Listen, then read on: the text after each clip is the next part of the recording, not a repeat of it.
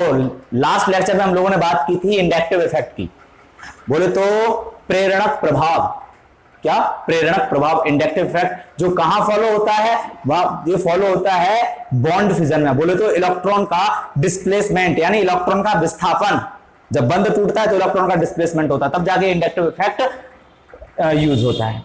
मैंने inductive effect के बारे में तुम लोगों को बताया था, दो टाइप के थे, प्लस आई एंड माइनस आई। मैंने माइनस आई के भी एग्जांपल दिए थे और प्लस आई के भी एग्जांपल दिए थे। ठीक है, माइनस आई इंडक्टिव इफेक्ट कौन शो करता है, माइनस आई इंडक्टिव इफेक्ट कौन शो करता है, minus inductive effect, minus I effect कौन शो करता है, जिनमें इलेक्ट्रॉन खींचने की ताकत हो। ठीक है, जिनमें किसकी ताकत हो, इलेक्ट्रॉन खींचने की। सबके सब एग्जांपल तुम्हारे पास हैं। प्लस आई इफेक्ट कौन शो करता है, जिनमें इलेक्ट्रॉन फेंकने की ताकत हो, इलेक्ट्रॉन डोनेट करने की ताकत हो, जो इलेक्ट्रॉन दे सकें, वो प्लस आई इफेक्ट शो करते हैं। बताया था मैंने सब लोगों को। ठीक है, अब बताया था प्लस आई और माइनस आई इफेक्ट। ये इंडक्टिव इफेक्ट जो होता है वो किसी कंपाउंड की, किसी यौगिक की क्रियाशीलता को घटा भी सकता है और बढ़ा भी सकता है। यह मैंने बताया था कि इंडक्टिव इफेक्ट एक कैसा इफेक्ट है, वेरी गुड, स्थायी प्रभाव है, स्टेबल इफेक्ट है, परमानेंट इफेक्ट है। इसमें सिग्मा इलेक्ट्रॉन की भागीदारी होती है, इसमें सिग्मा इलेक्ट्रॉन इन्वॉल्व होते हैं, यानी सिग्मा इलेक्ट्रॉन का डिस्प्लेसमेंट होता है, वो भी पार्शियली, आंशिक रूप से विस्थापित हो जाते हैं सिग्मा इलेक्ट्रॉन। ठीक है, हाँ, और मैंने बताया था ये किस किस में यूज होता है, find out of dipole movement, बोले तो द्विध्रुव आघूर्ण को निकालने में इसका इंडक्टिव इफेक्ट का यूज होता है, मैंने निकलवाया था। फिर आया था बेसिक स्ट्रेंथ ऑफ एमीन, यानी एमीन की क्षारीय प्रबलता को निकालने में हमने निकाला था। और फिर आया था acidic strength of carboxylic acid, यानी कार्बोक्सिलिक अम्ल की अम्लीय प्रबलता के बारे में इसी से देखते हैं हम लोग। ठीक है, और रिएक्टिविटी ऑफ एल्किल हैलाइड की क्रियाशीलता के बारे में मैंने बताया था। सब कुछ तुम लोगों को माइंड में आ चुका होगा। अब इससे आगे देखते हैं। पहले तो हम लोग सब कुछ पढ़ चुके हैं, तो ये जो तुम्हारे पास क्वेश्चन है इसको सॉल्व करते हैं। तो बताओ सबसे पहले कि इनमें सबसे ज्यादा बेसिक कौन है, सबसे ज्यादा बेसिक कौन है, सबसे ज्यादा बेसिक कौन है, सबसे ज्यादा बेसिक। तो ठीक है, देखते हैं। हमको सीधा सीधा पता है कि बेसिक कौन होता है, जिसमें प्लस आई इफेक्ट हो, यानी प्लस आई इफेक्ट क्या बढ़ाता है, बेसिसिटी, बोलो तो क्षारीयता को बढ़ाता है, और माइनस आई उसको घटा देता है, यानी अम्लीयता को बढ़ाता है। ठीक है, ये वाला इफेक्ट, इसको ध्यान में रखते हुए हमको सब कुछ करना है। जरा देखते हैं हम लोग इसमें और इसमें निकालते हैं। पहले फर्स्ट एंड सेकंड में निकालते हैं। तो जब देखो फर्स्ट एंड सेकंड में दोनों ए एनिलीन है, ये क्या है, एनिलीन। ठीक है, और ये एनिलीन पे क्या जुड़ा हुआ है, मिथाइल ग्रुप जुड़ा हुआ है, CH3 समूह जुड़ा हुआ है, और तुमको पता है CH3 प्लस आई दर्शाता है, CH3 plus I effect show करता है, ये प्लस आई इफेक्ट दर्शाता है। समझ में आया ना, बताया था मैंने। तो ठीक है, इसमें प्लस आई है, इसमें प्लस आई नहीं है, तो इसका मतलब जिसमें प्लस आई होता है उसकी बेसिसिटी ज्यादा होती है, वो क्षारीय ज्यादा होता है, तो इसमें प्लस आई है, तो इसका मतलब ये ज्यादा क्षारीय है। तो हम पहले लिखेंगे सेकंड ए वाला, यानी इससे ए ज्यादा क्षारीय, क्योंकि इसमें ए ग्रुप जुड़ा हुआ है। ठीक, अब इधर देखते हैं, इधर अब इसमें और इसमें देखते हैं हम लोग, इसमें और इसमें, इसमें और इसमें। अरे इसमें प्लस आई है, और यार इसमें तो माइनस आई है, क्या है, माइनस आई, तो इसका मतलब ये कम क्षारीय होगा। ठीक है, तो इसका ऑर्डर आएगा सही, सबसे ज्यादा पहले आएगा ये, क्योंकि इसमें प्लस आई है, और इसमें देखें यार इसमें तो माइनस आई, इसमें प्लस आई देख लिया, सबसे ज्यादा ये आएगा। फिर उसके बाद आएगा ए फर्स्ट, फिर उसके बाद आएगा थर्ड। क्यों आएगा, क्योंकि फर्स्ट में, सेकंड में जरा देखो प्लस आई ग्रुप जुड़ा हुआ है। ठीक है, और इधर सेकंड थर्ड में देखो माइनस आई ग्रुप जुड़ा हुआ है। माइनस आई ये तो सबसे ज्यादा हुआ क्योंकि प्लस आई है। ठीक है, ये सबसे ज्यादा हुआ। अब इसमें और इसमें देखते हैं, तो इसमें कोई इफेक्ट नहीं है, ना तो प्लस आई है और ना तो माइनस आई है। ठीक है, इसमें कोई इफेक्ट नहीं है, तो ये एनिलीन एकदम नॉर्मल एनिलीन है। जबकि यहां देखो इसमें माइनस आई जुड़ा हुआ है, जो कि क्षारीयता को क्या कर देता है, घटा देता है। क्षारीयता को क्या कर देता है, बेसिसिटी को क्या कर देता है, डिक्रीज कर देता है, घटा देता है। बेसिक स्ट्रेंथ को डिक्रीज कर देता है, घटा देता है, क्षारीय प्रबलता को घटा देता है। तो भाई साहब ये ज्यादा क्षारीय होगा इससे, क्योंकि इसमें कोई इफेक्ट नहीं है, जबकि इसमें माइनस आई इफेक्ट, और माइनस आई इफेक्ट जिसमें होगा वो क्षारीयता को घटा देगा। तो ये वाला आएगा। ठीक, okay, plus I minus I effect.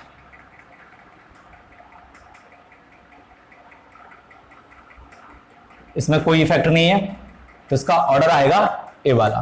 तो जल्दी से स्क्रीनशॉट लो, और बहुत ही ज्यादा इंपॉर्टेंट है ये, ठीक है। हाँ ओके, अब बात करते हैं आगे।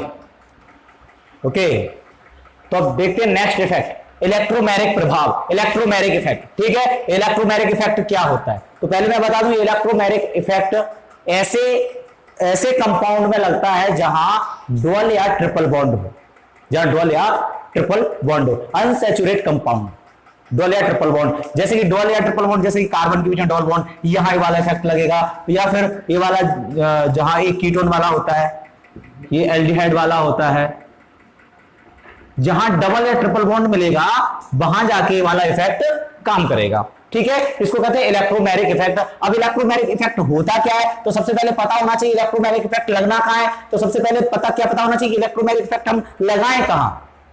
तो इलेक्ट्रोमैग्नेटिक इफेक्ट जब जहां वहां लगता है जहां डबल या ट्रिपल बॉन्ड हो, कहां, जहां डबल या ट्रिपल बॉन्ड हो, वहां जाके कौन सा इफेक्ट लगेगा, इलेक्ट्रोमैग्नेटिक इफेक्ट या इलेक्ट्रोमैग्नेटिक प्रभाव। इलेक्ट्रोमैग्नेटिक प्रभाव एक ऐसा प्रभाव है, एक ऐसा इफेक्ट है जो तभी आता है जब कोई कंपाउंड रिएक्शन करता है, या दूसरी भाषा में समझे हम, दूसरी भाषा का दूसरे तरीके से समझे हम लोग कि इलेक्ट्रोमैग्नेटिक इफेक्ट एक टेम्परेरी इफेक्ट है, एक अस्थायी प्रभाव है, वो कुछ समय के लिए आता है फिर खत्म हो जाता है, ठीक है। इलेक्ट्रोमैग्नेटिक इफेक्ट एक परमानेंट इफेक्ट नहीं है, स्थायी प्रभाव नहीं है।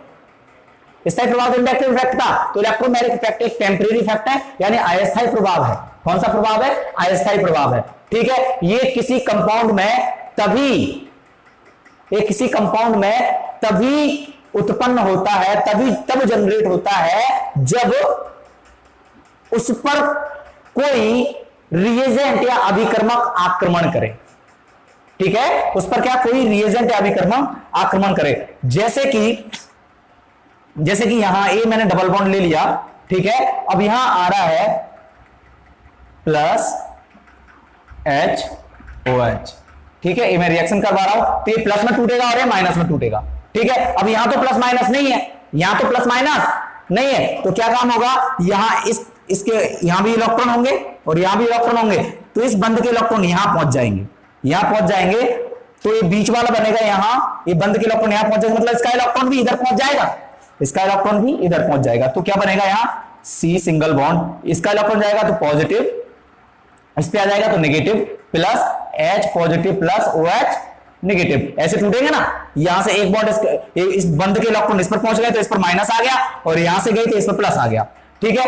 अब ये वाला बीच में टूटेगा, H पॉजिटिव और OH नेगेटिव। अब यहां से ये नेगेटिव इससे जुड़ेगा और ये पॉजिटिव इससे जुड़ेगा। अब रिएक्शन क्या बनेगी, रिएक्शन बनेगी C single bond C, H यहां जुड़ रहा है ना माइनस से, पॉजिटिव है तो ये, और यहां OH, ठीक है।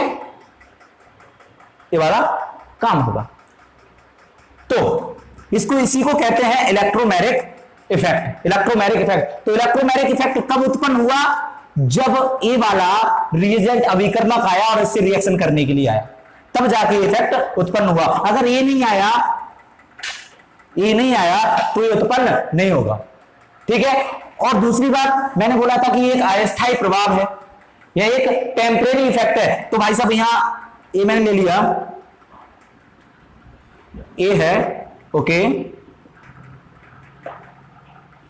HOH, तो मैंने तुमको बताया था पुराने बॉन्ड टूटेंगे और न्यू बॉन्ड जनरेट, जब कोई रिएक्शन होती है, जब कोई अभिक्रिया होती है, तो पुराने बॉन्ड टूट जाते हैं और न्यू बॉन्ड जनरेट हो जाते हैं, नए बंध बनते हैं। तो जरा देखें आप, ये पुराने बंध, यहां से पुराने ए टूटेगा और ये वाला इलेक्ट्रॉन जो है, इस वाला बंध के जो इलेक्ट्रॉन वो इस पर पहुंच जाएंगे, तो क्या बनेगा, C single bond C, H, तो ये वाला इलेक्ट्रॉन इधर पहुंच गया, तो इस पर पॉजिटिव आया और इस पे नेगेटिव आया और इस पे पॉजिटिव आया। अब ये बन गया। अब ये बीच में टूटेगा तो hydrogen positive plus OH negative, ठीक है। अब आसानी से जोड़ दो, प्लस को इससे जोड़ दो और माइनस को इससे जोड़ दो, तो क्या बनेगा, तो बनेगा ये CH2OH,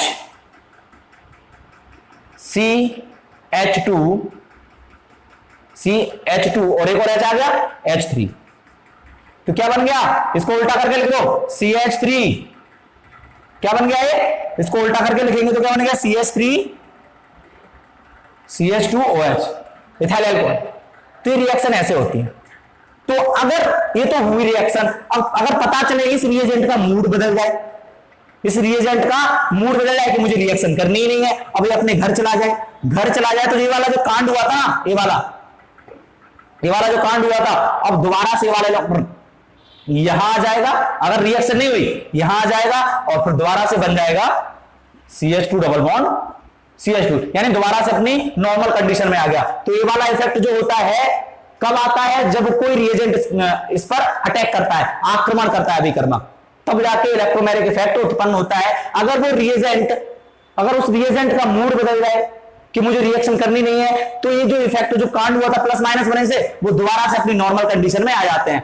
ये परमानेंट रहता नहीं है, दोबारा से अपनी नॉर्मल कंडीशन में आ जाता है। तो इसीलिए इसको टेम्परेरी इफेक्ट कहते हैं, परमानेंट नहीं, क्योंकि ये दोबारा से अपनी कंडीशन में आ जाता है। इसको रिवर्सिबल भी कह सकते हैं, रिवर्सिबल इफेक्ट है, रिवर्सिबल यानी उत्क्रमणीय इफेक्ट, उत्क्रमणीय प्रभाव है, क्योंकि ये दोबारा से अपनी कंडीशन में आ रहा है, नॉर्मल कंडीशन में आ रहा है। ठीक है, इसीलिए अब बात आती है सर, चलो मान लिया कि इलेक्ट्रोमैग्नेटिक इफेक्ट एक टेम्परेरी इफेक्ट है, अस्थायी प्रभाव है, ये किसी यौगिक में, ये किसी कंपाउंड में तभी आता है जब वो रिएक्शन कर, जब वो किसी रिएजेंट से रिएक्शन करता है या उस पर कोई रिएजेंट अटैक करता है, आक्रमण करता है अभिक्रिया करने के लिए, तब जाके इलेक्ट्रोमैग्नेटिक इफेक्ट उत्पन्न होता है। ये तो हमको पता चल गया। तो सर एक बात बताइए, इंडक्टिव इफेक्ट जो था उसमें सिग्मा इलेक्ट्रॉन इन्वॉल्व थे। अब एक बात बताइए, जो इलेक्ट्रोमैग्नेटिक इफेक्ट है इसमें डबल बॉन्ड तो है, हाँ मैं मानूंगा डबल बॉन्ड है, ये डबल बॉन्ड है। तो सर डबल बॉन्ड में एक सिग्मा एक पाई रहता है, वो भी सबको पता है, एक सिग्मा एक पाई रहता है। तो सर एक बात बताइए, इसमें ये वाला जो इलेक्ट्रॉन इधर जा रहा है वो सिग्मा इलेक्ट्रॉन के पाई इलेक्ट्रॉन है,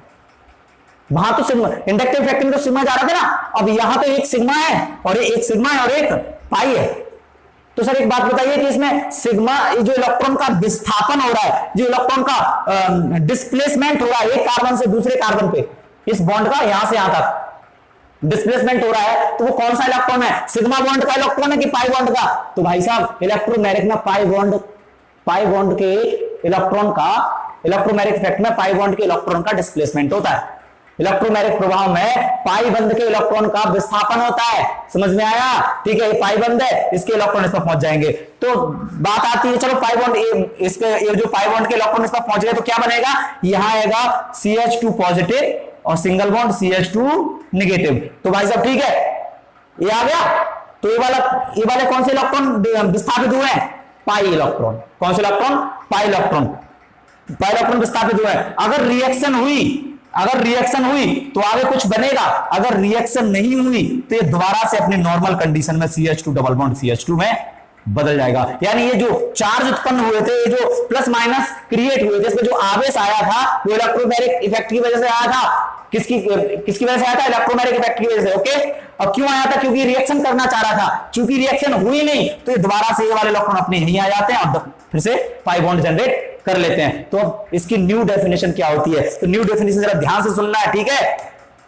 इलेक्ट्रोमैग्नेटिक इफेक्ट एक टेम्परेरी इफेक्ट है, अस्थायी प्रभाव है, जो किसी कंपाउंड में, जो किसी यौगिक में तब क्रिएट होता है, तब उत्पन्न होता है, तब दिखाई देता है जब वो रिएक्शन करता है या जब उस पर कोई रिएजेंट अटैक करता है या जो उस पर कोई अभिकर्मक आक्रमण करता है, तब जाके प्रभाव दिखाई देता है।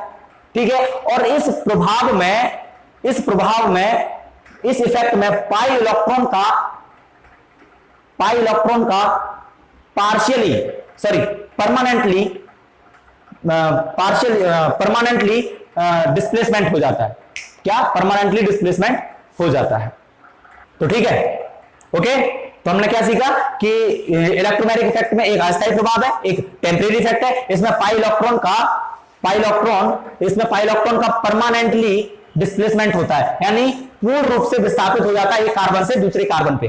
ठीक है, ये तभी उत्पन्न होता है जब कोई इस पर अटैक करता है। ठीक है, अगर अटैक नहीं हुआ तो दोबारा से अपनी नॉर्मल कंडीशन में आ जाता है, इसलिए इसको उत्क्रमणीय प्रभाव भी कहते हैं, यानी रिवर्सिबल इफेक्ट भी कहते हैं। तो इलेक्ट्रोमैग्नेटिक इफेक्ट एक रिवर्सिबल इफेक्ट है। ठीक है, ओके। ये एक्टिविटी को बढ़ाता है, क्या करता है, ये एक्टिविटी को बढ़ाता है, घटाता नहीं है, सदैव बढ़ाता है, क्योंकि रिएक्टिविटी कब होगी, जब प्लस माइनस होंगे। तो इलेक्ट्रोमैग्नेटिक रिएक्टिविटी कब बढ़ेगी, क्रियाशील कोई क्रिया कब करेगा, जब प्लस माइनस आएंगे ना। तो प्लस माइनस आ रहे हैं तो क्रियाशीलता बढ़ रही है कि घट रही है, बढ़ रही है भाई, क्योंकि प्लस माइनस आ रहे हैं, अब रिएक्शन होगी।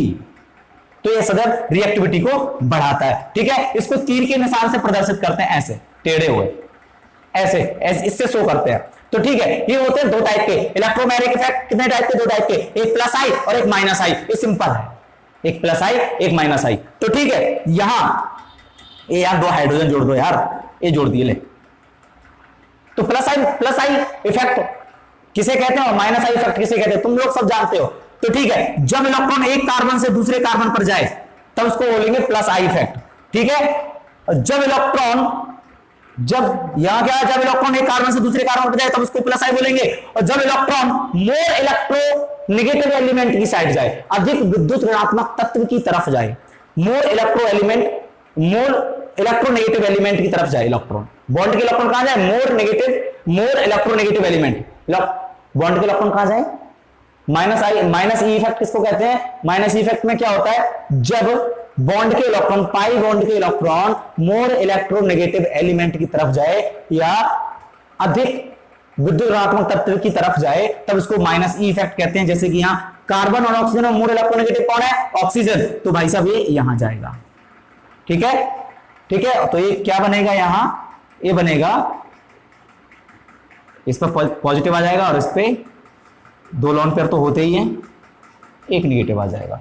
ठीक है, ओके, ये हो गया इलेक्ट्रोमैग्नेटिक इफेक्ट। जरा यहां देखते हैं, ये मैंने ले लिया CH3 CH double bond CH2 plus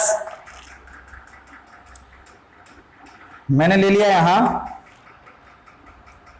HCl, suppose, ठीक है, HCl ले लिया, मैं रिएक्शन करवा रहा हूं। अब ये रिएक्शन अब क्या होगी, अब पहले तो इसको तोड़ेंगे हम लोग, इस टूटेगा H पॉजिटिव में प्लस Cl नेगेटिव में। ठीक है, ये टूट गया, H पॉजिटिव Cl नेगेटिव। अब यहां प्लस माइनस तो है नहीं, इनको जोड़ने के लिए यहां प्लस माइनस होना चाहिए। तो बात आ रही है कि जो पाई के इलेक्ट्रॉन है वो इधर जाएंगे कि इधर, इधर जाएंगे कि इधर। अगर इधर गए तो कहानी बनती है, दिख रहा, तो कहानी बनती है, अगर इधर गए तो कहानी बनती है, इस पे नेगेटिव आ जाएगा और इस पे पॉजिटिव आ जाएगा। ठीक है, अगर इधर गए तो कहानी क्या बनती है, CH3 CH CH2, इधर गए तो इस पे प्लस आएगा और इस पे नेगेटिव, ये वाली कहानी बनती है। ठीक है, अब अगर ऐसे नहीं देखा गया तो हम निपट जाएंगे, रिएक्शन गलत हो जाएगी। तब देखते हैं कि जो इलेक्ट्रॉन है, ये पाई बॉन्ड की जो इलेक्ट्रॉन है वो इधर जाएंगे कि इधर। तो जरा देखते हैं, इस वाले ग्रुप पर डिपेंड करेगा कि इलेक्ट्रॉन इधर आना है कि इधर। तो जरा देखते हैं, ये क्या है, प्लस आई है, क्या है, प्लस आई। प्लस आई क्या काम करता है, इलेक्ट्रॉन देता है, तो इधर से इलेक्ट्रॉन को धक्का देगा, इधर की साइड धक्का देगा, तो इसमें इलेक्ट्रॉन थोड़े ज्यादा हो जाएंगे, तो इस पे इलेक्ट्रॉन थोड़े कैसे जाएंगे, ज्यादा, समझ पा रहे हो, ज्यादा हो जाएंगे। तो क्या अब इस पे इलेक्ट्रॉन की जरूरत है, नहीं है, लेकिन इस पे इलेक्ट्रॉन कम है, हाँ, तो इस अपने इलेक्ट्रॉन को ये धक्का देगा तो इलेक्ट्रॉन इधर पहुंच जाएंगे, तो ये वाली कहानी आ जाएगी। अब रिएक्शन इनमें प्लस इससे जुड़ जाएगा और माइनस इससे जुड़ जाएगा, तो रिएक्शन बन जाएगी CH3 CHCl प्लस CH3, ये वाली कहानी, सॉरी प्लस बॉन्ड, ये वाली कहानी आ जाएगी। ठीक है, समझ में आया कैसे करना है। ओके, अब दूसरा मैं एग्जांपल दे रहा हूं, CH3 CH2 CH CH2। अब बताओ कि पाई इलेक्ट्रॉन का डिस्प्लेसमेंट किधर होगा, इधर की साइड के इधर की साइड, वेरी गुड, इधर की साइड होगा, क्योंकि इधर प्लस आई जुड़े हुए हैं। क्या जुड़ेगा, प्लस आई, इलेक्ट्रॉन धक्का देने वाले। तो कहानी क्या बनेगी, कहानी बनेगी CH3 CH2 CH CH2, यानी इधर जाएगा तो माइनस, उधर प्लस, ये वाली कहानी बनेगी। वेरी गुड, समझ में आ रहा है। ओके, अब दूसरा पॉइंट है Cl CH double bond CH2। अब बात बताइए, अब इलेक्ट्रॉन किधर जाएगा, हाँ किधर जाएगा, इधर कि इधर। तो मैंने बोला इस पे डिपेंड करता है, किस पे, इस पे। तो ये क्या है, विद्युत ऋणात्मक तत्व है, इलेक्ट्रोनेगेटिव एलिमेंट हेलोजन ग्रुप का है ना, इलेक्ट्रोनेगेटिव एलिमेंट है, विद्युतात्मक तत्व यानी इलेक्ट्रॉन, खींचने की क्षमता है इसमें, तो इलेक्ट्रॉन को खींचेगा, तो इसमें इलेक्ट्रॉन की कमी आएगी, तो इसके इलेक्ट्रॉन को खींच लेगा, तो कहानी क्या बनेगी, Cl CH CH2, इधर पॉजिटिव और इधर नेगेटिव वाली कहानी। वेरी गुड, समझ में आ गया ना, ओके ठीक है। ये होते हैं प्लस आई और माइनस आई इफेक्ट। तो plus sorry electromagnetic effect, electromagnetic effect कितने टाइप के, दो टाइप के, प्लस ई माइनस ई। प्लस ई कौन, जब पाई इलेक्ट्रॉन, जब पाई बॉन्ड के इलेक्ट्रॉन किसकी तरफ डिस्प्लेसमेंट हो जाए, डिस्प्लेट हो जाए, तो भाई साहब एक कार्बन से दूसरे कार्बन की तरफ, ठीक है। अब माइनस ई, जब पाई बॉन्ड के इलेक्ट्रॉन मोर इलेक्ट्रोनेगेटिव की तरफ डिस्प्लेट हो जाए, मतलब पहुंच जाए, डिसलोकेट हो जाए, पहुंच जाए, ठीक है, चले जाए, मोर इलेक्ट्रोनेगेटिव एलिमेंट, अधिक विद्युतात्मक तत्व की तरफ जाए इलेक्ट्रॉन। माइनस ई में इलेक्ट्रॉन कहां जाते हैं, अधिक विद्युतात्मक तत्व की तरफ जाते हैं, ठीक है। अब कहानी क्या, चलो मैं यहां ले लेता हूं CH3 CA aldehyde, methyl aldehyde, methyl aldehyde. अब इसमें कहानी हो रही है ये, ठीक है। अब ये यहां से टूटेगा, प्लस माइनस, ओके। अब ये वाला इलेक्ट्रॉन कहां पहुंचेगा, ये वाला इलेक्ट्रॉन यहां पहुंच जाएगा, कहां, यहां, तो इस पे आ जाएगा माइनस, इस पे क्या जाएगा माइनस, उस पे क्या जाएगा प्लस, तो आसानी से हम लोग जोड़ सकते हैं, ये इधर और ये इधर, क्लियर। तो क्या आएगा इधर, sorry sorry sorry sorry sorry, ये इधर और पॉजिटिव इधर, तो उल्टा करके जोड़ दो, CH3 C, O से क्या जोड़ना है, OH, ये H तो यहां था ही, और यहां से एक और H जोड़ दिया, सॉरी यहां एक और OH जोड़ दिया। तो मैं तुमको बता दूं, एक कार्बन पर दो OH नहीं रहते, तो कहानी तो यही बन रही है ना, हाँ कहानी तो यही बन रही है, लेकिन एक बात मैं बता दूं, एक कार्बन पर दो OH नहीं रहते, इसमें पानी बन के निकल जाता है, क्या बन के निकल जाता है, पानी बन के। तो मतलब कहानी कुछ ऐसी होगी जैसा कि मैं तुम लोगों को बता रहा हूं, ठीक है, ओके। ये हो गया तुम्हारा इलेक्ट्रोमैग्नेटिक इफेक्ट, ठीक है, इलेक्ट्रोमैग्नेटिक इफेक्ट। हाँ, तो अपना नेक्स्ट इफेक्ट है मीजोमेरिक इफेक्ट या रेजोनेंस इफेक्ट। रेजोनेंस को हिंदी में कहते हैं अनुनाद, इसको कहते हैं अनुनाद प्रभाव। अनुनाद प्रभाव, पहली बात तो रेजोनेंस क्या होता है, तो पहली बात रेजोनेंस क्या होता है, रेजोनेंस को ही मीजोमेरिक कहते हैं। अब बात आती है रेजोनेंस क्या होता है, तो सिंपल सी भाषा में हम लोगों को सीखना है कि रेजोनेंस क्या होता है। रेजोनेंस सिंपल तरीके से लेना है, कुछ नहीं होता, रेजोनेंस में पाई इलेक्ट्रॉन एक कार्बन से दूसरे कार्बन पर जाते हैं। कौन से इलेक्ट्रॉन, पाई इलेक्ट्रॉन एक कार्बन से दूसरे कार्बन पर जाते हैं और चक्कर लगाते रहते हैं पाई इलेक्ट्रॉन। जरा देखते हैं यहां, इसमें देखते हैं, ये बेंजीन है, ये क्या है, बेंजीन, क्या है, बेंजीन है, बेंजीन। इसमें एक सिग्मा एक पाई होगा, तो पाई इलेक्ट्रॉन यहां से उठा के यहां आ गया, और इस वाला यहां आ गया, ये वाला यहां आ गया, ठीक है। अब ये वाला बॉन्ड यहां आ गया, तो देखो इसमें आ गया, ये वाला बॉन्ड यहां आ गया, इसमें आ गया, इस वाला बॉन्ड यहां पहुंच गया था, इसमें आ गया, ठीक है। इस तरीके से घूमते रहते हैं, और इसके इंटरमीडिएट स्ट्रक्चर जो आता है ये है।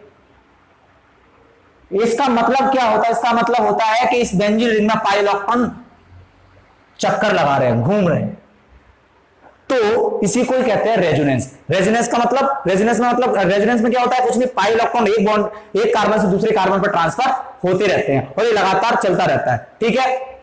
अब बात आती है, अब यहां भी देख लो हम लोग, ये पाई बॉन्ड था, पाई बॉन्ड इस पर पहुंच गया, ठीक है, इस पर पहुंच गया, तो इसमें इलेक्ट्रॉन की कमी आ गई, तो इसमें लोन पेयर,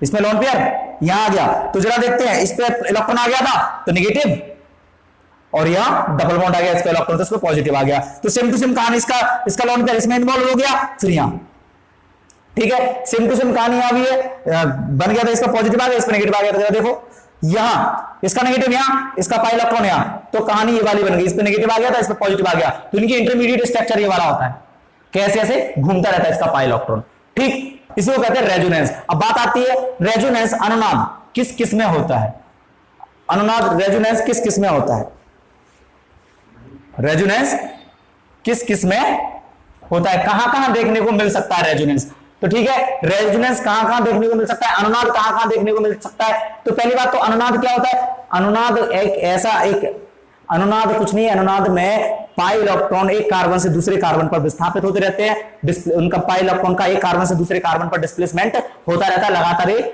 घूमता रहता है।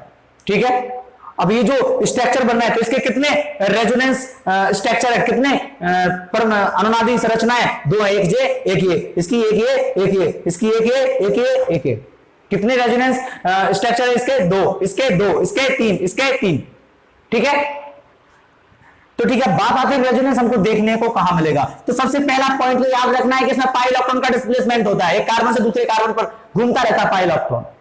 ठीक है, तो ये कहां देखने को मिलेगा? तो भाई साहब रेजोनेंस के लिए बहुत ज्यादा जरूरी होता है, रेजोनेंस के लिए बहुत ज्यादा जरूरी होता है अल्टरनेट डुअल बॉन्ड। जैसे कि अल्टरनेट यानी एकांतर क्रम में double bond, alternate dual bond, जैसे कि CH2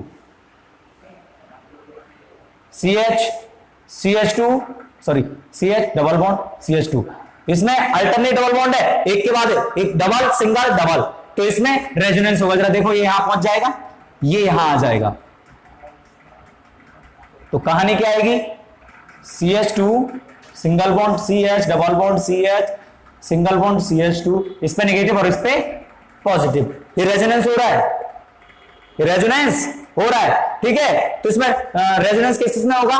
रेजोनेंस उसमें होगा, अनुनाद किस में होगा? जहां एक सबसे पहले अनुनाद किस में होगा? अल्टरनेट डबल बॉन्ड में।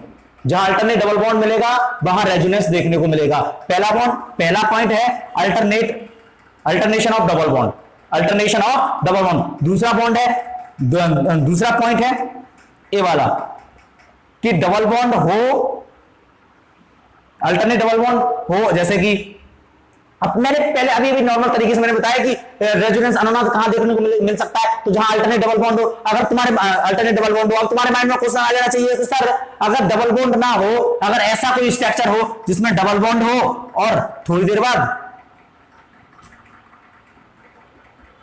लोन पेयर आ जाए, क्या आ जाए? लोन पेयर, क्या इसमें रेजोनेंस देखने को मिलेगा? हाँ जी, देखने को मिलेगा। तो रेजोनेंस कहां? अल्टरनेट डबल बॉन्ड में मिलेगा। ठीक है, और डबल बॉन्ड और उसके एकांतरण क्रम में सिंगल बॉन्ड के बाद क्या आना चाहिए? लोन पेयर आना चाहिए, तब देखने को मिल जाएगा। या फिर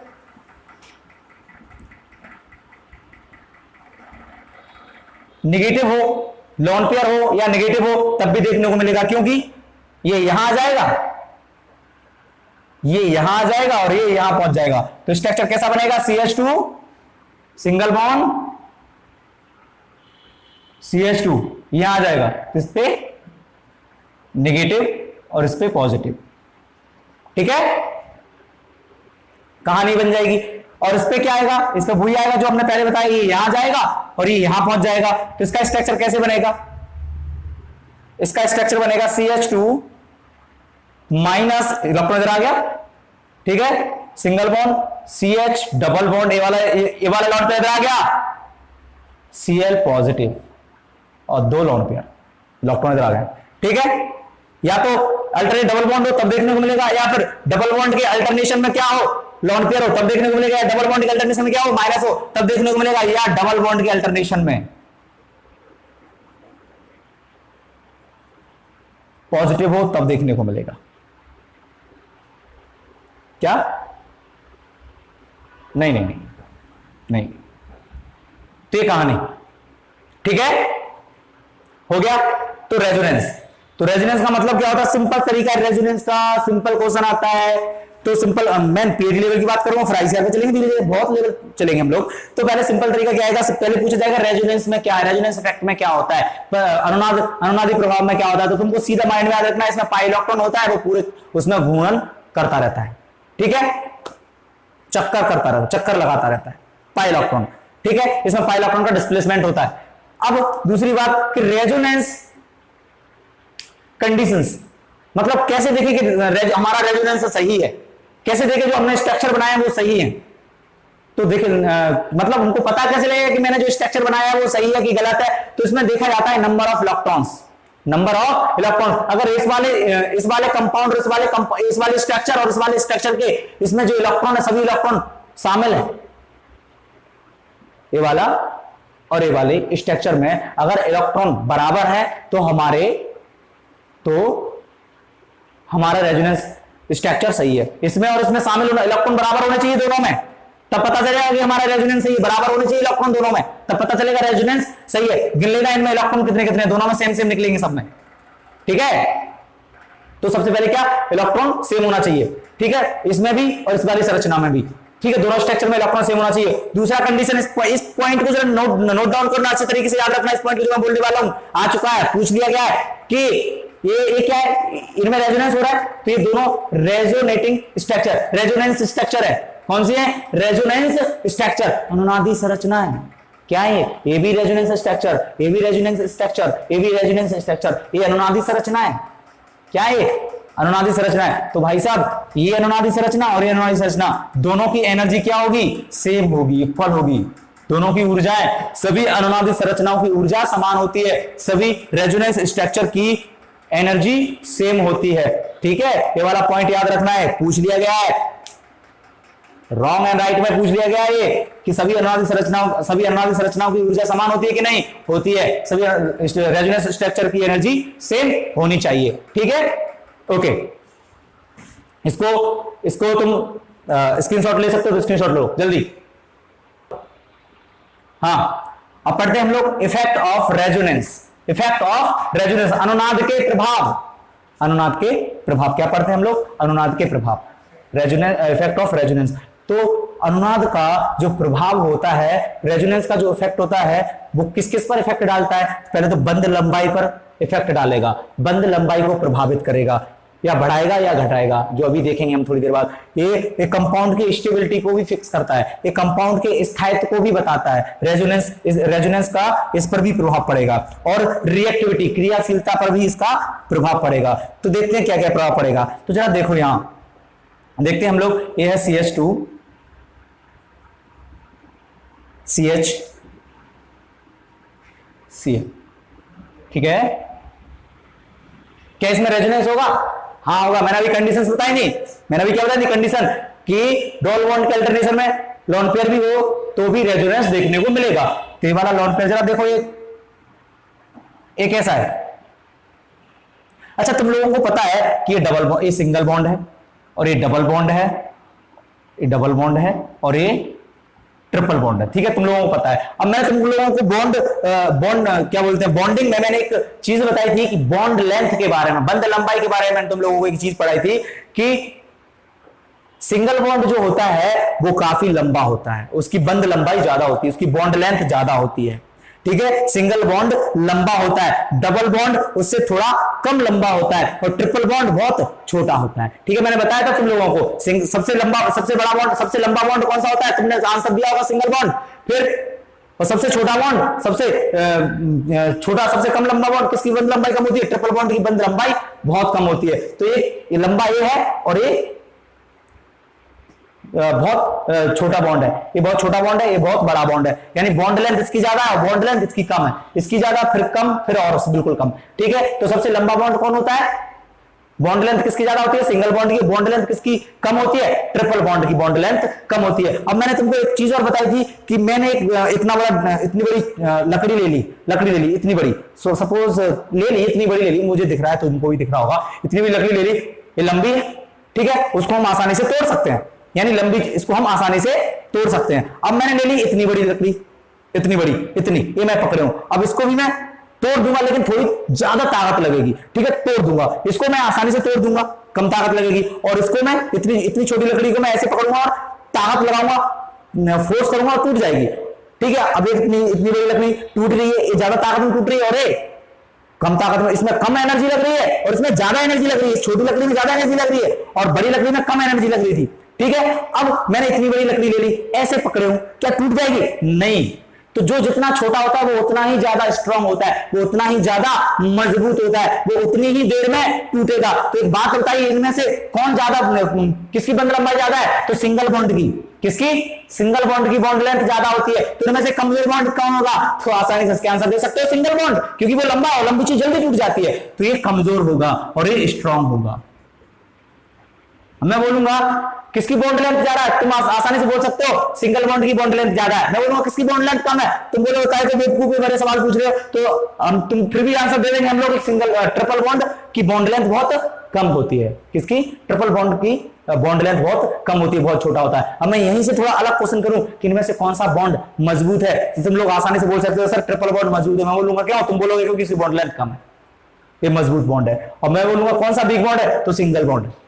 सिंगल कैसा है? वीक बॉन्ड है, इसको तोड़ने में ज्यादा एनर्जी नहीं लगेगी, इसको तोड़ने में कम एनर्जी लगेगी। ठीक है, और मैंने बताया था कि बॉन्ड को तोड़ने में जो एनर्जी लगती है उसको बॉन्ड एनर्जी कहते हैं। तो ठीक है, किसको तोड़ने में ज्यादा एनर्जी लगेगी? तो ट्रिपल बॉन्ड को। ट्रिपल बॉन्ड को तोड़ने में ज्यादा एनर्जी लगेगी, ज्यादा मजबूत बॉन्ड है। हाँ, इसका मतलब इसकी बॉन्ड एनर्जी ज्यादा है, क्योंकि इसको तोड़ने में ज्यादा, इस बॉन्ड को तोड़ने में, ट्रिपल बॉन्ड को तोड़ने में ज्यादा एनर्जी लग रही है। तो तुमको पता है बॉन्ड को तोड़ने वाली एनर्जी को बॉन्ड एनर्जी कहते हैं। तो उसको तोड़ने में ज्यादा एनर्जी लग रही है ट्रिपल बॉन्ड को, तो उसकी बॉन्ड एनर्जी भी ज्यादा है और उसकी बॉन्ड एनर्जी कम है, क्योंकि ये दुर्बल बॉन्ड है, ये वीक बॉन्ड है, कि इसकी बॉन्ड लेंथ ज्यादा है। मैंने बताया था बॉन्डिंग में, याद रखना तुम लोगों को। ठीक है, अब यहां जरा देखो, यहां कौन सा बॉन्ड है? सिंगल बॉन्ड है। ठीक है, अब यहां रेजोनेंस होगा,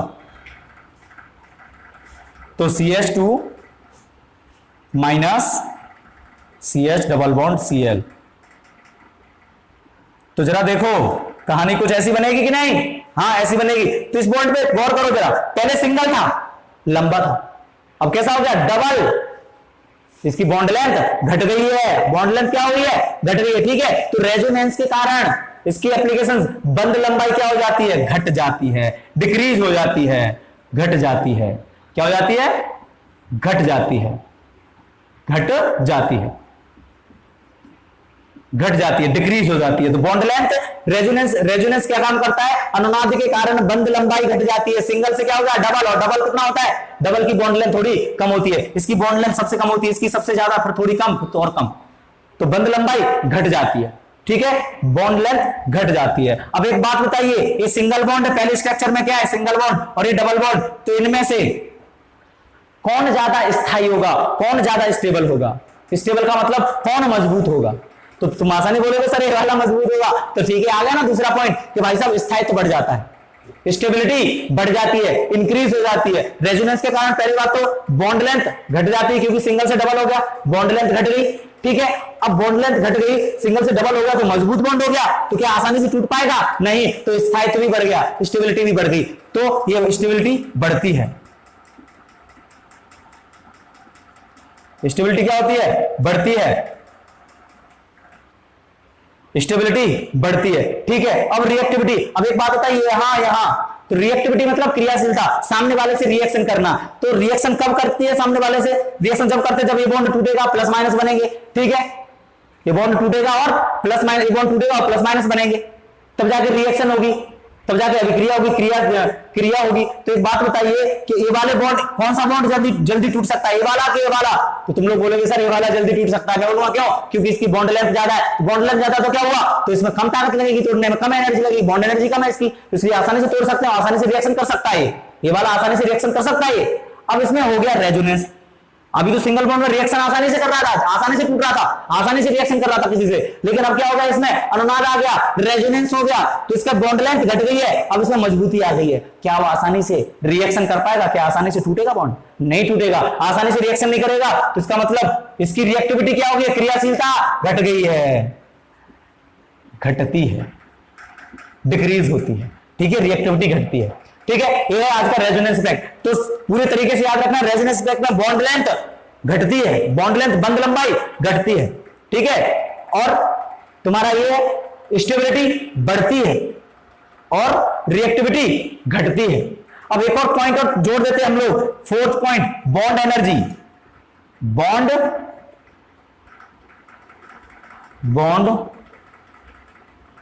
एनर्जी, बंद ऊर्जा अपनी तरफ से जोड़ दी। हम क्या कम ज्ञानी हैं? हम भी तो बहुत बड़े वाले हैं। हाँ, बॉन्ड एनर्जी, तो जरा देखो इसकी, ये इनमें से कौन सा मजबूत है? ए वाला। इनमें से किसकी बॉन्ड लेंथ ज्यादा है? इसकी बॉन्ड लेंथ ज्यादा है। किसकी बॉन्ड लेंथ कम है? इसकी, क्योंकि इससे रेजोनेंस हो गया, बॉन्ड लेंथ कम हो गया। तो एक बात बताइए, इनमें कौन से बॉन्ड को तोड़ने में ज्यादा एनर्जी, कम एनर्जी लगेगी? इसको। और ज्यादा एनर्जी किसमें लगेगी? इसमें, क्योंकि मजबूत बॉन्ड है। तो भाई साहब बॉन्ड को तोड़ने में जो लगी एनर्जी को बॉन्ड एनर्जी कहते हैं। तो ठीक है, किस बॉन्ड की बॉन्ड एनर्जी कम होगी? इसकी। और किसकी ज्यादा होगी? इसकी। तो रेजोनेंस के कारण बॉन्ड एनर्जी भी बढ़ती है।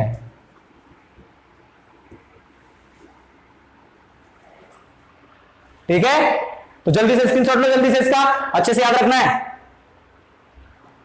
ओके, तो नेक्स्ट पॉइंट है अपना find out of stability of resonance structure, अनुनादित संरचनाओं का स्थायित्व पता करना। अनुनादित संरचनाओं का क्या स्थायित्व पता करना, find out of stability of resonance structure, अनुनादित संरचनाओं का स्थायित्व पता करना। ओके, अब स्टेबिलिटी क्या होती है, स्थायित्व क्या होती है। निठल्ला आदमी कहता है मुझे कुछ नहीं करना है, मैं आराम से बैठूंगा, मुझे ना इससे बात करनी है उससे बात करनी है, मुझे कुछ नहीं करना है। ये स्टेबिलिटी मतलब उसको दुनिया से कोई मतलब ना हो, उसको कहते हैं स्टेबिलिटी। स्थायी हो गया, ये किसी से रिएक्शन नहीं करना है, स्थायी हो गया। तो एक बात बताइए, रिएक्शन करने, अच्छा एक बात बताओ, इनमें से, इन तीनों में से कौन रिएक्शन नहीं कर सकता? इन तीनों में से कौन रिएक्शन नहीं कर सकता? आराम से बताइए। हाँ, तो सबसे पहले इस चीज को पकड़ने के लिए, इस चीज को समझने के लिए हमको पता होना चाहिए रिएक्शन करने के लिए क्या जरूरत होती है, प्लस माइनस। ठीक है, जहां प्लस माइनस होगा वहां रिएक्शन होगी, और जहां प्लस माइनस नहीं होगा वहां रिएक्शन नहीं होगी। ठीक है, और जहां प्लस माइनस होगा वहां रिएक्शन होगी, और जहां रिएक्शन होगी वहां स्टेबिलिटी नहीं होगी, वहां स्थायित्व नहीं होगा, क्योंकि वो तो रिएक्शन कर रहा है ना। कहां स्थायी बैठा हुआ है, वो इधर मुंह मार रहा है, उधर मुंह मार रहा है, समझ रहे हो ना। तो स्टेबिलिटी का मतलब किसी से रिएक्शन नहीं करना। तो जरा देखना, इस पे भी प्लस माइनस है, ये रिएक्शन करेगा, इस पे भी प्लस माइनस है, ये रिएक्शन करेगा, इस पे कुछ नहीं है, ये रिएक्शन नहीं करेगा, इसका मतलब ये स्टेबल है। ये क्या है, स्टेबल है। तो भैया पहला स्टेबल, ये स्टेबल है क्योंकि इसमें प्लस माइनस नहीं है, इसलिए ये स्टेबल है। ठीक है, अब ये दोनों पे प्लस माइनस में स्टेबिलिटी कैसे निकालेंगे? ठीक है, तो ये जो पॉइंट था मैंने समझाया अभी कि रिएक्टिविटी के लिए, क्रियाशीलता के लिए क्या जरूरी है, प्लस माइनस होना जरूरी है। जहां प्लस माइनस होंगे वहां स्टेबिलिटी होगी, जहां स्टेबिलिटी होगी वहां जहां स्टेबिलिटी होगी वहां रिएक्शन नहीं होगी। सॉरी, जहां प्लस माइनस होंगे वहां स्टेबिलिटी नहीं होगी, जहां प्लस माइनस होंगे वहां स्टेबिलिटी नहीं होगी, क्योंकि वो रिएक्शन करने फिरेंगे, इधर मुंह मारेंगे उधर मुंह मारेंगे। और जहां प्लस माइनस ही नहीं है वहां कहां मुंह मारेगा, कहीं नहीं, बेचारा बैठा रहेगा निठल्ला। तो ठीक है, तो सबसे पहले स्टेबिलिटी का पॉइंट क्या होता है? स्टेबिलिटी का पॉइंट है कि न्यूट्रल स्पीसीज पोलर स्पीसीज से हमेशा स्टेबल रहती है। दोबारा ध्यान से सुनना है, न्यूट्रल स्पीसीज पोलर स्पीसीज से हमेशा ज्यादा स्टेबल रहती है। यानी हिंदी में उदासीन जाति, उदासीन यौगिक, उदासीन जाति ध्रुवीय जाति से अधिक स्थायी होता है। न्यूट्रल स्पीसीज पोलर स्पीसीज से मोर स्टेबल होती है। न्यूट्रल स्पीसीज पोलर स्पीसीज से क्या होती है, मोर स्टेबल होती है। यानी उदासीन जाति ध्रुवीय जाति से अधिक स्थायी होता है। जरा इन दोनों में देखो, सबसे पहला पॉइंट हमारा क्या है, न्यूट्रल स्पीसीज पोलर स्पीसीज से ज्यादा स्टेबल होती है, उदासीन जाति ध्रुवीय जाति से अधिक स्थायी रहती है। तो इनमें उदासीन कौन है भैया, ये ज्यादा स्थायी है, उदासीन है, ये ज्यादा स्थायी है। पहला पॉइंट ज्यादा स्थायी है। अब दोनों पोलर है, दोनों क्या है, पोलर है, दोनों पोलर है। तो इनमें कौन ज्यादा स्थायी होगा? तो भाई से मैं बोलूंगा ये। क्यों ज्यादा स्थायी हुआ? क्योंकि यहां प्लस माइनस पास पास में, तो तुरंत प्लस माइनस रिएक्शन करके न्यूट्रल में बदल जाते हैं। तुरंत प्लस माइनस क्या कर लेंगे, आप आपस में जुड़ जाएंगे और न्यूट्रल में बदल जाएंगे। यानी इसमें इसकी न्यूट्रलाइज होने की संभावना ज्यादा है, इसकी न्यूट्रलाइज होने की संभावना थोड़ी ज्यादा है, क्योंकि प्लस और माइनस पास पास में है, जिससे वो आपस में रिएक्ट हो जाएंगे और न्यूट्रलाइज दोबारा से इस कंडीशन में आ जाएंगे। ठीक है, तो ये न्यूट्रलाइज हो सकता है। जबकि यहां प्लस और माइनस बहुत दूर दूर है, इसकी न्यूट्रलाइज होने की, उदासीन होने की संभावना बहुत कम है, क्योंकि प्लस और माइनस दूर दूर है। कहां तक हाथ मिलाएंगे भाई, बहुत दूर दूर है, समझ रहे हो? तो हाथ नहीं मिला सकते। इसकी न्यूट्रलाइज होने की संभावना बहुत कम है, उदासीन होने की संभावना बहुत कम है। तो इनमें से सबसे ज्यादा स्टेबल, सबसे ज्यादा स्थायी कौन है? ये, क्योंकि ये उदासीन है। तो इस पॉइंट को जरा लिख लेना कि उदासीन जाति हमेशा ध्रुवीय जाति से अधिक स्थायी रहती है, न्यूट्रल स्पीसीज हमेशा पोलर स्पीसीज से मोर स्टेबल रहती है, तो ये ज्यादा स्थायी है। तो दूसरे नंबर पे ये स्थायी, क्योंकि प्लस माइनस पास पास में, तो आपस में रिएक्शन करके उदासीन हो जाएंगे, न्यूट्रलाइज हो जाएंगे, ऐसे आ जाएंगे। तो दूसरे नंबर का, फिर अब तीसरे नंबर का, ये बहुत दूर दूर है भैया, ये आपस में हाथ नहीं मिला सकते, तो न्यूट्रलाइज नहीं होंगे, उदासीन नहीं होंगे, उदासीन नहीं होंगे तो प्लस माइनस बना रहेगा, प्लस माइनस बना रहेगा तो क्या होगा, रिएक्टिविटी बढ़ेगी, रिएक्शन करेंगे इधर उधर, तो स्टेबिलिटी कम होगी, यानी थर्ड इसका है। ठीक है, अब उधर देखते हैं हम लोग। ये है फिनॉल। क्या है फिनॉल? अरे भाई मैंने तोड़ के बना दिया, इसको ऐसे बनाते हैं, क्या यार ऐसे बनाते, इसको फिनॉल नहीं कहते, फिनॉल कहते हैं ना, हाँ मैंने बताया था, बेंजीन के ऊपर हुआ है फिनॉल, ठीक फिनॉल। अब फिनॉल में क्या होगा, इसमें जरा देखो, इसमें भी रेजोनेंस है, कैसे, इसके लोन पेयर यहां आ जाएंगे और इसके पाई इलेक्ट्रॉन इधर आ जाएंगे, इसके लोन पेयर यहां जाएंगे, इसके पाई इलेक्ट्रॉन इधर जाएंगे, इसके लोन पेयर यहां आ गए तो इसका डबल बॉन्ड बन गया, इसमें प्लस आ गया क्योंकि इलेक्ट्रॉन आ चुके हैं इसके, और इस वाले ए वाले इलेक्ट्रॉन कहां पहुंच गए, इस वाले कार्बन पे, तो इसमें माइनस आ गया, ठीक है, इसमें क्या आ गया, माइनस आ गया। अब ठीक, अब ये जो है ये इस बॉन्ड में शामिल हो गए और ये इस वाले कार्बन पे, ये इस वाले कार्बन पे, तो जरा देखो ए वाले बॉन्ड में शामिल हो गए तो यहां डबल बॉन्ड बन गया, और ए वाले यहां आ गए थे तो यहां देखो माइनस आ गया, ठीक है, क्या आ गया, माइनस आ गया।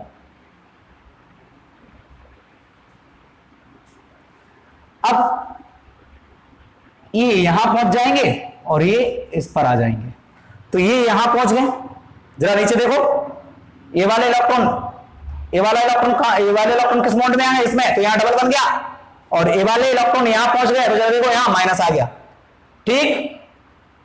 अब कहानी आती है एक और, ये यहां आ गया और ये दोबारा से यहां पहुंच गया, तो ये दोबारा से यहां आ गया तो डबल बॉन्ड बन गया, ये दोबारा से यहां पहुंच गया तो ये कहानी आ गई दूसरी, तो वो पहले जैसा बन गया। अब देखते हैं इनमें स्टेबिलिटी, स्थायित्व कौन कौन है, तो इनमें स्थायित्व कौन कौन है, जरा देखो स्टेबिलिटी किस किस में, तो पहली और पांचवी, जरा देखो दोनों सेम है, उदासीन, सबसे पहला फंडा क्या लगाना है स्टेबिलिटी में, उदासीन जाति, तो इसमें प्लस माइनस नहीं है, ये उदासीन है, इनका प्लस माइनस नहीं है, उदासीन है, तो जरा देखो उदासीन है तो सबसे पहला फर्स्ट इक्वल टू फिफ्थ, दोनों बराबर स्थायित्व, दोनों में बराबर स्थायित्व है, क्योंकि प्लस माइनस, ये भी फिनॉल है ये भी फिनॉल है, ठीक है, कोई प्लस माइनस नहीं है, दोनों बराबर स्थायित्व है। अब देखना है, अब दूसरा देखो और फोर्थ देखो, ये ऑर्थो कंडीशन है, इधर से ये ऑर्थो कंडीशन है, ठीक है, दूसरा और फोर्थ, दूसरा और फोर्थ देखो, दूसरा इनसे कम स्थायी नहीं, प्लस माइनस आ गया तो इनसे तो दोनों से तो कम स्थायी होगा, दूसरा कम स्थायी होगा, इन दोनों से तो कम स्थायी होगा, तो दूसरा और फोर्थ को जरा देखो दोनों सेम है, ठीक। अब सबसे कम है थर्ड, क्योंकि ये क्यों, ये पास पास है, प्लस माइनस आसानी से रिएक्शन करके न्यूट्रलाइज हो सकते हैं, जबकि यहां प्लस माइनस बहुत दूर दूर है तो आसानी से न्यूट्रलाइज नहीं होंगे, तो लास्ट में है थर्ड, ओके। तो कहानी ये बनती है, समझ में आ गया होगा मैंने क्या किया है, ठीक है, और जरा तरीके से देखना क्लियर हो जाएगा, इसका जल्दी से स्क्रीनशॉट लो, बहुत ज्यादा इंपॉर्टेंट है। हाँ, तो अब देखते हैं हम मीजोमेरिक इफेक्ट या रेजोनेंस इफेक्ट या अनुनाद प्रभाव के टाइप ऑफ मीजोमेरिक इफेक्ट। तो भाई साहब ये होते हैं दो टाइप के, जैसे कि हम लोग पिछली वीडियो में पढ़ा है, इलेक्ट्रोमेरिक के भी दो थे, इंडक्टिव इफेक्ट के भी दो थे, और मीजोमेरिक इफेक्ट के भी दो हैं, एक प्लस आर और एक माइनस आर, या प्लस एम और या माइनस एम। तो मैं तुमको एक बात बताता हूं, जहां रेजोनेंस होता है उसको सिस्टम कहते हैं, क्या बोलते हैं, ये है सिस्टम। जहां रेजोनेंस होता है, जहां अनुनाद होता है, उसको क्या बोलते हैं, सिस्टम। तो यहां सिस्टम कौन है, बेंजीन, और यहां भी सिस्टम कौन है, बेंजीन है। यहां तंत्र कौन है, संयुग्मन तंत्र कौन है, सिस्टम ये है बेंजीन, ठीक है। ये दो टाइप के, बस सिंपल सी है, समझ लोगे तुम लोग, तो ठीक। तो दो टाइप के होते हैं, एक प्लस एम, एक प्लस माइनस एम, और एक प्लस आर या माइनस आर, ठीक है। तो हम पहले पढ़ते हैं प्लस एम को। तो भाई साहब तो दो टाइप के, जो प्लस एम, तो प्लस एम कब कहते हैं, जब बेंजीन रिंग पे, ये बेंजीन रिंग है, इस पर कोई कुछ जुड़ा हुआ है, इस पे लोन पेयर है, जब सिस्टम पर जुड़े हुए, सिस्टम पर बेंजीन रिंग सिस्टम, जिसमें रेजोनेंस हो रहा है उसको सिस्टम कह रहे हैं हम लोग, तंत्र बोल रहे हैं। जब सिस्टम पर जुड़े हुए किसी ग्रुप के इलेक्ट्रॉन को अंदर खींच लिया जाता है, और वो इलेक्ट्रॉन किसमें शामिल हो जाते हैं, रेजोनेंस में, अनुनाद में शामिल हो जाते हैं। तो इलेक्ट्रॉन सिस्टम की तरफ, सिस्टम के अंदर आ रहे हैं, सिस्टम से बाहर जा रहे हैं, सिस्टम के अंदर आ रहे हैं, कहां के, बाहर के इलेक्ट्रॉन। जब किसी कंपाउंड के, चलो सिंपल सा लॉजिक है, जब इलेक्ट्रॉन सिस्टम के अंदर एंटर हो, जब इलेक्ट्रॉन कहां सिस्टम के अंदर एंटर हो तब इसे प्लस एम प्रभाव कहते हैं। यहां जरा देखो, यहां क्लोरीन था, क्या है क्लोरीन, क्लोरीन के इलेक्ट्रॉन जो है कहां जा रहे हैं अंदर, सिस्टम के अंदर। ये इलेक्ट्रॉन यहां गया, डबल बॉन्ड बन गया, ए वाला इलेक्ट्रॉन थे, इस वाले कार्बन को यहां हर कोने पर एक कार्बन है, तुम लोगों को सबको पता है हर कोने पर एक कार्बन है, तो वाला यहां कार्बन पर पहुंच गया, तो कार्बन पर माइनस आ गया और यहां इस पे प्लस आएगा, सॉरी इस पे क्या आएगा प्लस आएगा, तो कार्बन पे क्या आ गया माइनस, ठीक है, यहां और इस पे प्लस आ गया, यहां से इलेक्ट्रॉन गया तो प्लस, ये डबल बॉन्ड हो गया या माइनस, अब ये माइनस का इलेक्ट्रॉन इस वाले बॉन्ड में आ गया तो यहां बन गया डबल बॉन्ड, ठीक है, और ये वाला यहां पहुंच गया, ये वाला यहां पहुंच गया, तो ये वाला यहां आया तो डबल बॉन्ड बन गया, और ये वाला यहां, ये वाला इलेक्ट्रॉन इसमें पहुंच गया तो माइनस आ गया, तो अब ठीक है, अब ऐसी कहानी हो गई है। अब ये इसको कुछ नहीं करना है, ये वाला माइनस इस वाले बॉन्ड में आ गया तो यहां डबल बॉन्ड बन गया, ठीक है, और ये वाला बॉन्ड का इलेक्ट्रॉन इस कार्बन में पहुंच गया तो यहां माइनस आ गया, ठीक है। अब यहां कहानी ये वाला माइनस इस वाले बॉन्ड में चला गया तो यहां डबल बॉन्ड बन गया और ये दोबारा से यहां चला गया, वैसा का वैसा स्ट्रक्चर हो गया। तो जरा देखो, ये जो रेजोनेंस हुआ है, ये जो अनुनाद हो रहा है कैसा हो रहा है, plus R plus M type का हो रहा है, क्योंकि इसमें इलेक्ट्रॉन बाहर से सिस्टम में अंदर की ओर आ रहे हैं, सिस्टम में कहां आ रहे हैं अंदर की तरफ आ रहे हैं, तब उसको प्लस एम कहेंगे। यानी बेंजीन रिंग पर जुड़ा हुआ जो कंपाउंड है उसके पास लोन पेयर है, तभी तो वो लोन पेयर डोनेट कर पा रहा है ना, तभी तो इसको दे पाएगा। अगर इसके पास लोन पेयर नहीं होते क्या लोन पेयर दे पाता, ये नहीं दे पाता ना। क्या इसके पास अगर लोन पेयर नहीं होते क्या लोन पेयर दे पाता इसको, नहीं दे पाता लोन पेयर। तो प्लस एम के लिए क्या जरूरी है, प्लस एम के लिए पहले तो प्लस एम क्या है, प्लस एम एक ऐसा इफेक्ट है जिसमें इलेक्ट्रॉन बेंजीन रिंग में अंदर की तरफ जाते हैं और रेजोनेंस में शामिल हो जाते हैं, ठीक है। इलेक्ट्रॉन किसकी तरफ जाते हैं, बेंजीन रिंग में अंदर की तरफ जाते हैं और किसमें शामिल हो जाते हैं, रेजोनेंस में, अनुनाद में शामिल हो जाते हैं। इस प्रभाव को प्लस एम प्रभाव कहते हैं। और पहली बात तो प्लस एम प्रभाव के लिए शर्तें क्या है, प्लस एम प्रभाव के लिए शर्तें हैं कि भाई साहब कम से कम बेंजीन पर जुड़ा हुआ जो कार्बन, बेंजीन पर जुड़ा हुआ जो कंपाउंड है, जो ग्रुप है, जो समूह है, उस पर कम से कम एक लोन पेयर, उसके की एटम किसको कहते हैं, उसके उस पर कम से कम एक लोन पेयर उपस्थित होना जरूरी है, एक लोन पेयर उपस्थित होना जरूरी है उसके की एटम पर, केंद्रीय परमाणु पर। जरा देखते हैं इसको, ये है NH2 एमीन, तो ये है, ये ऐसे जुड़ा होगा। केंद्रीय परमाणु कौन है, जो सबसे ये, हाँ ये है केंद्रीय परमाणु, केंद्रीय परमाणु है, की एटम बोलते हैं इसको, की एटम को, ठीक है, एक केंद्रीय परमाणु है। तो एमीन के की एटम पर लोन पेयर है।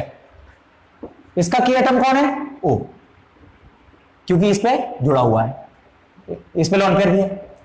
तो प्लस एम के लिए सबसे पहली शर्त यह है, पहले तो प्लस एम क्या है, जब इलेक्ट्रॉन संयुग्मन तंत्र में अंदर की तरफ जाए, जब इलेक्ट्रॉन बेंजीन रिंग में अंदर की तरफ जाए और किसमें शामिल हो जाए, रेजोनेंस में इन्वॉल्व हो जाए, ठीक है, तब इस प्रभाव को प्लस एम प्रभाव या प्लस आर इफेक्ट कहते हैं। और पहली बात तो प्लस एम के लिए क्या जरूरी है, प्लस एम के लिए जरूरी है कि बेंजीन रिंग पर जो समूह जुड़ा हुआ है, जो ग्रुप जुड़ा हुआ है, कम से कम उसके की एटम पर, कम से कम उसके केंद्रीय परमाणु पर कम से कम एक लोन पेयर उपस्थित होना जरूरी है।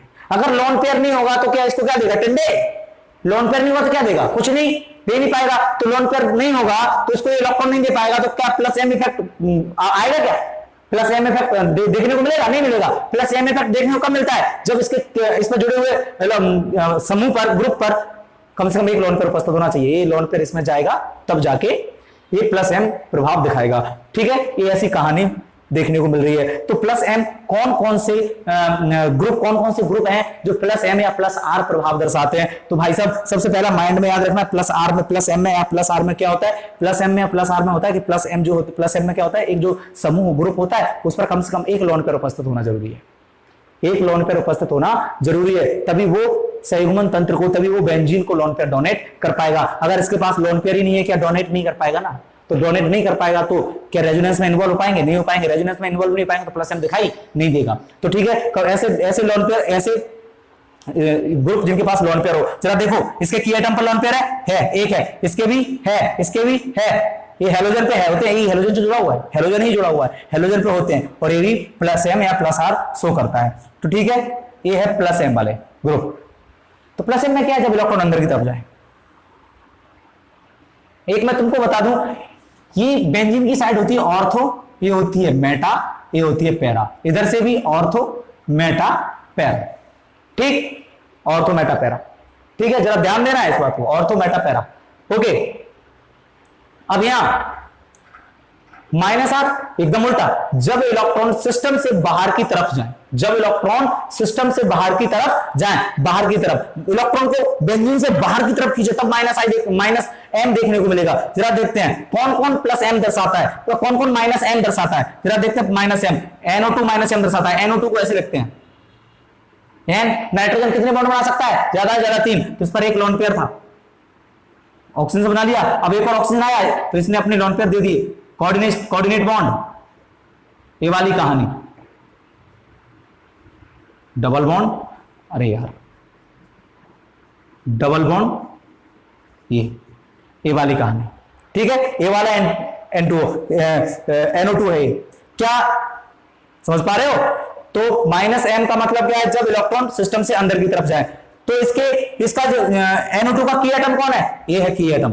क्या इसमें लोन पेयर है? जरा देखो, नहीं है। कहां है लोन पेयर यार? इसके लोन पेयर थे तो इसने इसको डोनेट तो कर दिए, अब नहीं है ना इस पे। जरा इसके देखते इसके लोन पेयर है क्या? नहीं है। इस पे 4 इलेक्ट्रॉन है, 4 बॉन्ड बना दो, 4 बॉन्ड बनना है। इसके पास भी इलेक्ट्रॉन नहीं है, इसके कार्बन पर भी इलेक्ट्रॉन नहीं, इसके कार्बन पर भी इलेक्ट्रॉन नहीं, इसके कार्बन पर भी इलेक्ट्रॉन नहीं है, तो इनके इलेक्ट्रॉन नहीं है, जबकि इनके की एटम पर इलेक्ट्रॉन है। ठीक है, तो इसका उल्टा कर दो, इधर इलेक्ट्रॉन सिस्टम के अंदर जाते हैं, इधर इलेक्ट्रॉन सिस्टम से बाहर की तरफ आते हैं। जरा देखो, मैंने बना दिया नाइट्रोबेंजीन। नाइट्रोबेंजीन में क्या होता है, इसने सबसे पहले इलेक्ट्रॉन लिए, ऑक्सीजन ने इलेक्ट्रॉन खींच लिए। किसने खींच लिए? ऑक्सीजन ने इलेक्ट्रॉन खींच लिए। तो यहां इस पर इलेक्ट्रॉन की कमी आ गई, ऑक्सीजन पे माइनस आ गया, ऑक्सीजन पे माइनस आ गया, ऑक्सीजन पे क्या आ गया, माइनस। तो यहां इलेक्ट्रॉन की कमी आ गई। अब ये क्या करेगा, अब बेंजीन रिंग के इलेक्ट्रॉन को बाहर की तरफ खींचेगा। अब इसने बेंजीन रिंग से खिंचाव डाला तो ये वाले इलेक्ट्रॉन यहां पहुंच गए, तो ये डबल बॉन्ड बन गया और इस पे माइनस आ गया। ठीक है, अब इस पे इलेक्ट्रॉन की कमी आई, इस पर किसकी कमी आ गई? अब जरा देखो, इसने इधर इलेक्ट्रॉन दिए तो इस पे माइनस आया, इसने यहां कमी आई इलेक्ट्रॉन की तो इसने इससे छीने तो इस पर क्या आ गया, इस कार्बन पर प्लस आ गया। ठीक है, अब इस प्लस को न्यूट्रलाइज करने के लिए ये वाले इलेक्ट्रॉन इधर ऊपर की साइड बढ़ेंगे, ऊपर की साइड बढ़ेंगे, तो इलेक्ट्रॉन यहां ऊपर जाएंगे तो प्लस को न्यूट्रलाइज करके यहां डबल बॉन्ड बना देंगे। तो जरा देखो, ये वाले इलेक्ट्रॉन इस बॉन्ड के इलेक्ट्रॉन यहां पहुंच गए, तो इस वाला प्लस तो हट गया, लेकिन यहां से इलेक्ट्रॉन गए, यहां प्लस आ गया। ठीक है, अब इस प्लस को न्यूट्रलाइज करने के लिए इस वाले बॉन्ड के इलेक्ट्रॉन आएंगे, तो ये वाला प्लस तो न्यूट्रलाइज हो गया, लेकिन यहां प्लस आ गया। अब इस प्लस को न्यूट्रलाइज करने के लिए ये वाले बॉन्ड के इलेक्ट्रॉन आएंगे, ये वाले इलेक्ट्रॉन आएंगे, तो ये बॉन्ड बन जाएगा, ये बॉन्ड बन जाएगा। समझ में आया? ये बॉन्ड बन जाएगा, ये प्लस न्यूट्रलाइज हो गया। अब यहां इलेक्ट्रॉन की कमी आ गई थी, तो ये वाला माइनस इधर आ जाएगा और दोबारा से वही सेम कंडीशन में आ गया। समझ पा रहे हो? जरा देखो, मैंने क्या किया, ऑक्सीजन ने इलेक्ट्रॉन खींचे तो इस पर इलेक्ट्रॉन की कमी आई, ये इलेक्ट्रॉन बेंजीन रिंग की इलेक्ट्रॉन खींचेगा इधर, तो इलेक्ट्रॉन बाहर की तरफ जा रहे हैं। कहां जा रहे हैं? बाहर की तरफ। तो माइनस एम या माइनस आर इफेक्ट इसको कहते हैं। ठीक है, माइनस एम या माइनस आर इफेक्ट। तो माइनस एम या माइनस आर इफेक्ट कौन कौन दर्शाते हैं? NO2 दर्शाता है, और साइनाइड दर्शाता है, कार्बोक्सिलिक एसिड दर्शाता है, एल्डिहाइड दर्शाता है, और कीटोन दर्शाता है। NO2, cyanide, carboxylic acid, aldehyde and ketone, ये माइनस इफेक्ट दर्शाते हैं।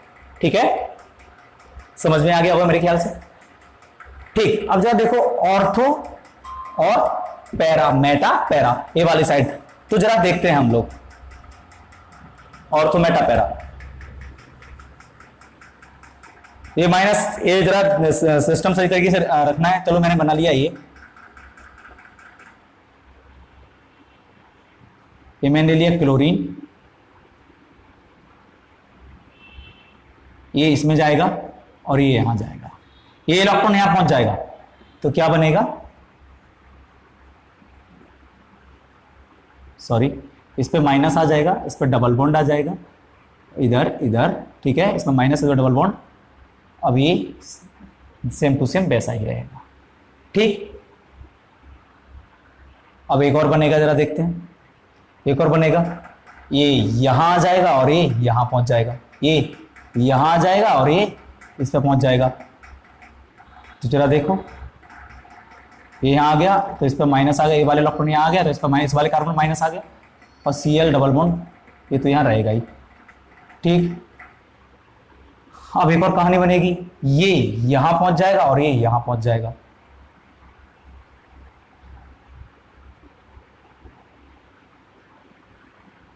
इस पे माइनस आ गया, ये वाला ये डबल बॉन्ड। तो यार कुछ देखने को मिल रहा है, इसको कहते हैं बेंजीन की ऑर्थो मेटा पैरा। तो ये कौन सा हेलोजन ग्रुप है? हेलोजन ग्रुप यानी प्लस एम दर्शाने वाला। कौन सा? प्लस एम दर्शाने वाला। तो प्लस एम वाले जो ग्रुप होते हैं, प्लस एम दर्शाने वाले, प्लस एम शो करने वाले जो ग्रुप होते हैं, वो ऑर्थो साइड पर यहां के इलेक्ट्रॉन यहां पहुंच गए, तो इस वाले कार्बन पर इलेक्ट्रॉन की संख्या बढ़ गई है, इलेक्ट्रॉन डेंसिटी बढ़ गई, इलेक्ट्रॉन घनत्व बढ़ गया ना, क्योंकि इस वाले इलेक्ट्रॉन यहां पहुंच गए। किसकी वजह से? इसकी वजह से ये वाले इलेक्ट्रॉन ऑर्थो कंडीशन पर, ऑर्थो पोजीशन पर पहुंच गए, और इस वाले इलेक्ट्रॉन पैरा पोजीशन पर पहुंच गए।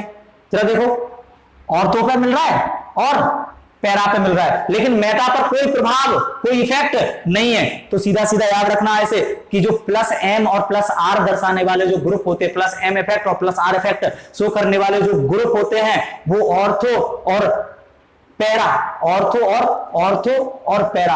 ऑर्थो पैरा मैंने इसी को ही तो बोला था भैया, ए ऑर्थो मेटा और पैरा। जरा देखो, ऑर्थो पर माइनस आया है और पैरा पर माइनस आया है, मेटा पर कुछ नहीं आया इसमें, ठीक है। ऑर्थो और पैरा यानी ये प्लस आर और प्लस एम दर्शाने वाले जो ग्रुप होते हैं, वो ऑर्थो और पैरा पोजीशन पे, ऑर्थो और पैरा पोजीशन के कार्बन पे, ऑर्थो और पैरा स्थिति के कार्बन पर इलेक्ट्रॉन घनत्व बढ़ा देते हैं, इलेक्ट्रॉन डेंसिटी बढ़ा देते हैं, यानी माइनस चार्ज आ जाता है।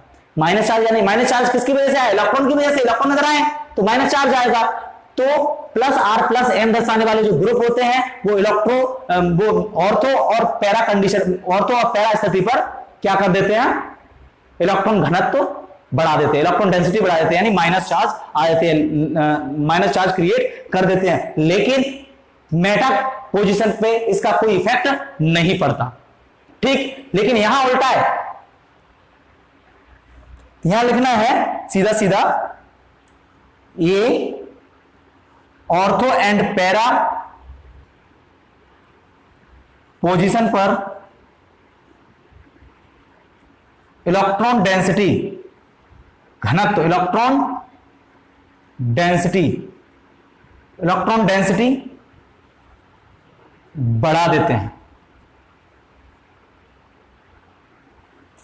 जबकि यहां जरा देखो, ये ऑर्थो, एक मेटा और एक para, ortho Meta para, ortho Meta para, ortho Meta para. जरा इसमें देखो, माइनस एम ऑर्थो और पैरा पर, ऑर्थो और पैरा पर, ऑर्थो और पैरा पर इलेक्ट्रॉन घनत्व घटा देते हैं। इसका उल्टा, ये ऑर्थो एंड पैरा पर इलेक्ट्रॉन घनत्व,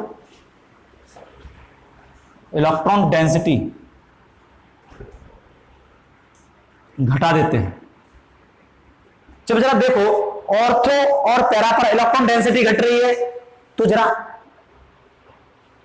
इस पे इलेक्ट्रॉन डेंसिटी घट रही है, लेकिन मेटा पर कोई इफेक्ट नहीं है। तो मेटा की स्थिति, मेटा यहां जरा देखो, यहां इलेक्ट्रॉन घट गए, यहां भी इलेक्ट्रॉन घट गए, ठीक है। लेकिन मेटा पर कोई प्लस नहीं है, ठीक है। तो मेटा पर कोई प्लस नहीं है, तो इसका मतलब मेटा पर इलेक्ट्रॉन डेंसिटी बढ़ेगी। ये घट रहा है, ये घट रहा है, ये बढ़ेगा। भाई जरा देखो, 3 भाई थे, 3 दोस्त थे। कितने दोस्त थे? 3 दोस्त थे। एक चंगू, एक मंगू, एक गोलू। एक चंगू, एक मंगू और एक गोलू। चंगू और मंगू बहुत पैसा वाले थे और गोलू थोड़ा गरीब था, मिडिल फैमिली से था। चंगू और मंगू ने अचानक बिजनेस चालू किया, दोनों ने भारी बिजनेस चालू किया। तो भैया दोनों को घाटा हो गया, चंगू और गोलू को। मंगू अभी भी है, चंगू और गोलू को क्या हो गया? बहुत घाटा हो गया, ये बहुत गरीब हो गए। लेकिन इसने कुछ नहीं किया, अभी। लेकिन चंगू और गोलू ने क्या काम किया? बिजनेस किया, और बिजनेस में पूरे पैसे चले गए, गायब। इनके पैसे खत्म हो गए। पहले तो तीनों थे, तीनों में कौन ज्यादा पैसे वाले थे? दोनों, ये चंगू और गोलू। अब मंगू पैसे वाला नहीं था, लेकिन फिर उसके बाद क्या हुआ? इन दोनों ने बिजनेस में पैसे लगा दिए, पैसे डूब गए। अब हो गए, क्योंकि पैसे ही नहीं है, गरीब हो गए। लेकिन मंगू मंगू अभी भी उतना ही पैसे वाला था जितना पहले था, समझ रहे हो? तो इसने कुछ नहीं किया, लेकिन इसके पैसे सब बिल्कुल खत्म हो गए, ये गरीब हो गए, और ये अब ये कुछ नहीं, अभी ये तो पहले जैसा अमीर है। तो अब बाहर से कोई आदमी आता है, अब देखेगा इनमें से कौन अमीर और गरीब है, तो पैसा डूबने के बाद तो गरीब हो गए, तो सामने वाला क्या बोलेगा, ये दोनों गरीब है और ये अमीर है। तो ऐसी ही कहानी है भाई साहब, यहां से इलेक्ट्रॉन और यहां से इलेक्ट्रॉन तो चले गए, लेकिन यहां इलेक्ट्रॉन अपने आप बड़े हुए, इलेक्ट्रॉन अपने आप बड़े हुए। तो सीधा सीधा क्या है, सीधा सीधा ये है कि ये ऑर्थो और पैरा पर इलेक्ट्रॉन घनत्व तो घटा देते हैं, लेकिन या फिर करके कर सकते हैं, या मेटा पर इलेक्ट्रॉन घनत्व डेंसिटी, इलेक्ट्रॉन घनत्व डेंसिटी बढ़ा देते हैं। ठीक है, अब यहां हो गया, ओके, स्क्रीनशॉट ले सकते हो इसका भी, बहुत ही ज्यादा इंपॉर्टेंट है।